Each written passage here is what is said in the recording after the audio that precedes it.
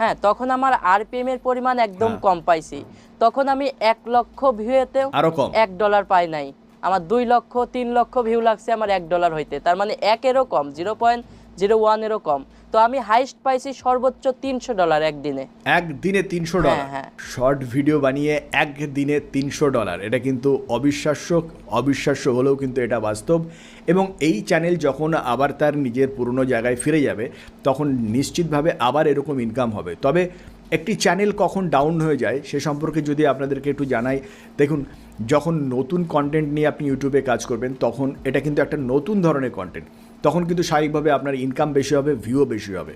কিন্তু ধীরে ধীরে সেই বিষয়ের উপরে যখন অন্যান্য আরও নতুন চ্যানেল চলে আসবে তখন ধীরে ধীরে আপনার র্যাঙ্কটা বা আপনার গ্রোথটা কমে যাবে, ন্যাচারালি আপনার ইনকাম কমে যাবে। এবার সময়ের সঙ্গে সঙ্গে যখন দেখবেন যে আপনার গ্রোথ ডাউন হচ্ছে তখন কিন্তু আপনাকে একটু নতুন কন্টেন্ট নিয়ে আবার ভাবনা চিন্তা